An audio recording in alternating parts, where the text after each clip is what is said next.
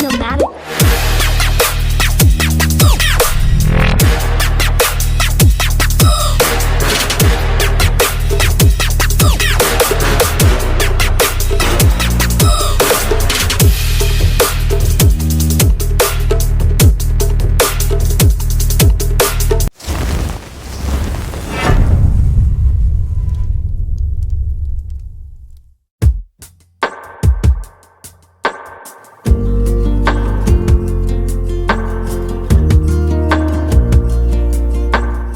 After a food trip vlog, another day, another gala na naman tayo everyone.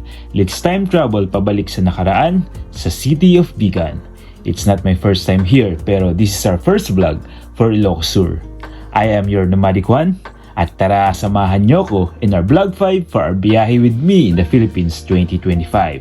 Let's go for a kalesa ride, souvenir hunt at syempre, empanada food trip. Welcome sa City of Vigan, ang heritage city ng Pilipinas at isang UNESCO World Heritage Site.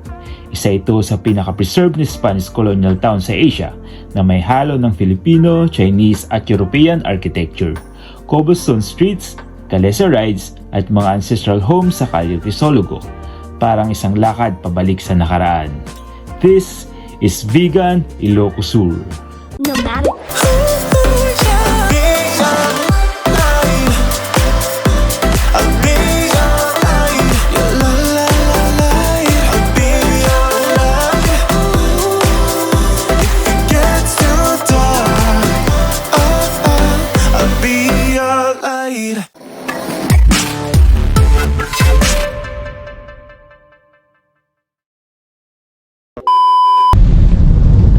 Kamusta mga wan? I'm your nomadic one ng Imhugot Travel Bay na may puso, and another gala, another vlog na naman tayo everyone, and this is vlog 5 of our BI with me in the Philippines 2025. And for today's vlog, pupunta tayo ng Ilocos Sur, going to the heritage city of Vigan. So kasama natin si Marco. So punta tayo ng Vigan pero unfortunately umuulan kasi meron daw tropical depression. At the moment nasa Kalinga si Mirasol, bagyong Mirasol. So hopefully, pero malamang sa malamang baka pagdating natin ng Vigan umuulan pa rin. So gawin lang natin tong short vlog. Tapos the following day punta tayo ng Ilocos Norte. Ayun, so punta tayo ng Vigan today. Andun yung Calle Crisologo, and then yung Bantay Church saka yung Bell Tower. Puntan lang natin yung Vigan today kasi hindi kaya ng oras natin. Pero let's see how, kasi umuulan. Baka ewan ko nga meron anong magagawa natin doon. Pero yun, keep on watching. The preacher said God would never give more than I could handle on my own. But I don't know if I believe that to be true. So andito na tayo sa Vigan mga kaan at naulan. So first thing first, kalesa muna tayo and then Calle Crisologo. Cause there've been some times when I've been all alone and wanted to give up, but you helped me stand. Yeah. 2026.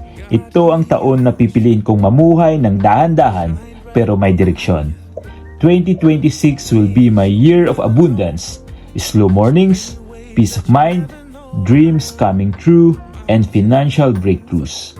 Gusto ko na lang mag-travel, get in shape, make money, manage it properly, get closer to God, and enjoy solitude. Wala nang puwang ang negativity. Wala nang balikan ng nakaraan. I will only have a room for genuine love and forever choosing who chooses me. This is my year of growth and miracles and all good things in life. This is my winning era, manifesting. Maikli lang buhay, piliin mo lagi ang maging masaya, and let your light shine so bright that others can find their way out of the darkness.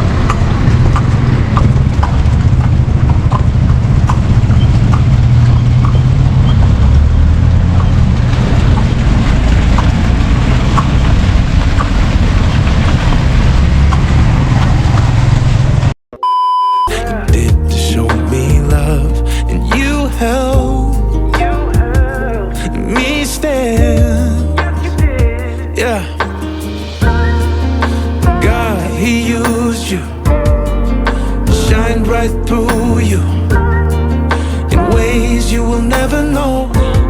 So many ways that you'll never know.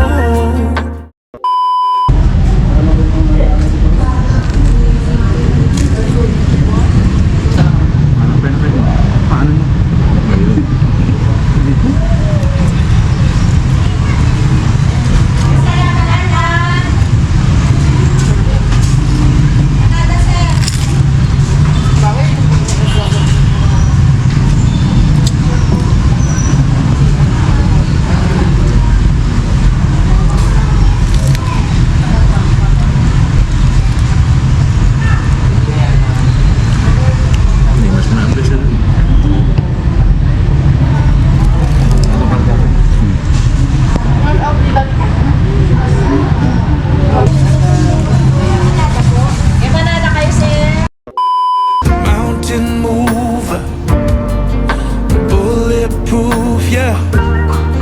You made me stronger. You had a faith that I'll never know. Yeah, you had a faith that I'll never know. Kings will rise. Totoo dumit.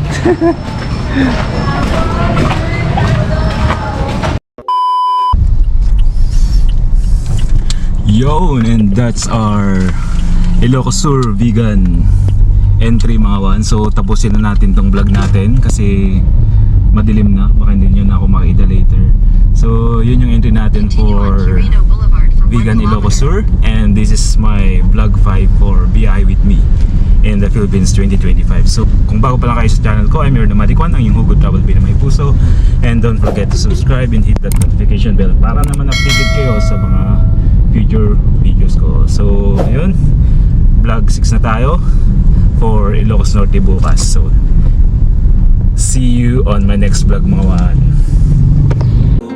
You will always remain the same.